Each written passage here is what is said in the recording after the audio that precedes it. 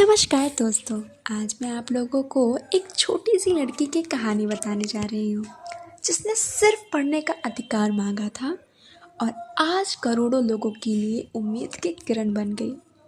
ये कहानी है पाकिस्तान के स्वात घाटी की, जो कभी एक बहुत ही खूबसूरत और शांत जगह मानी जाती थी। पहाड़, नदियाँ और हरे भरे मैदान थे।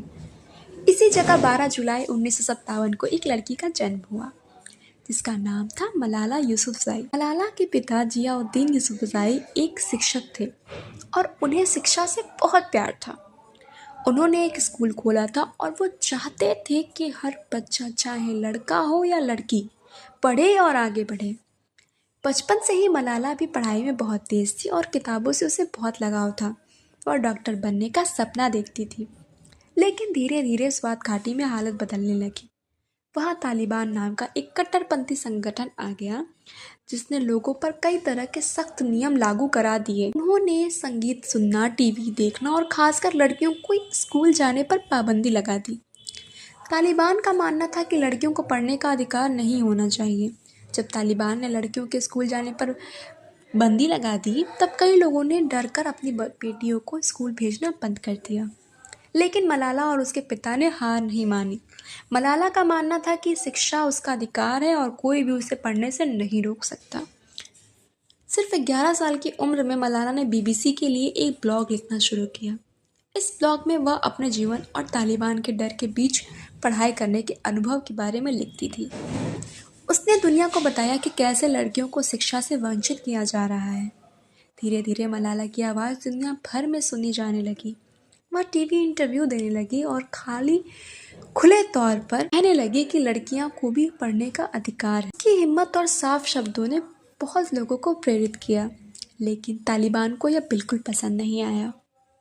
9 अक्टूबर 2012 का दिन मलाला की ज़िंदगी का सबसे कठिन दिन बन गया।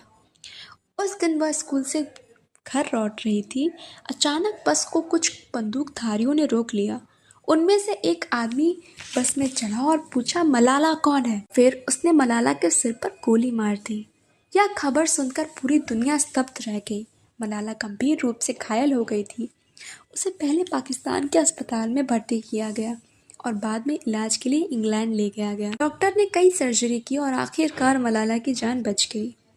इस हमले के बाद मलाला डरकर चुप नहीं बैठी, बल्कि वह और भी मजबूत होकर वापस आई। उसने फैसला किया कि अब वह पूरी दुनिया में लड़कियों को शिक्षा के लिए आवाज़ उठाएगी। 2013 में मलाला ने संयुक्त राष्ट्र में एक ऐतिहासिक भाषण दिया। उसने कहा कि एक बच्चा, एक शिक्षक, एक किताब और एक पेन दुनिया को बदल सकती है। उसके इस भाषण से करोड़ों लोग प्रेरित हुए। 2014 में सिर्फ 17 साल की उम्र में मलाला को नोबेल शांति का पुरस्कार मिला।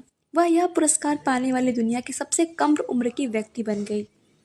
यह सम्मान उसके लिए ऐसा था जैसे मानो कि उसे कोई उपहार हो, उसकी आवाज़ उठाने का उपहार था। यह सम्मान उसे इसलिए मिला क्योंकि उसने लड़कियों की शिक्षा के अधिकार के लिए बहादुरी से आवाज़ उठाई। आज मलाला दुनिया भर में शिक्षा के लिए काम कर रही है। उसने मलाला फंड नाम की एक संस्था बनाई जो गरीब को और ज़रूरतमंद लड़कियों को पढ़ाई का मौका दिलाने में मदद करती है। मलाला की कहानी हमें यह सिखाती है कि अगर हमारे अंदर साहस और सच्चाई हो तो हम दुनिया बदल सकते हैं। यह कहानी हमें यह याद दिलाती है कि शिक्षा सिर्फ एक अधिकार नहीं, बल्कि एक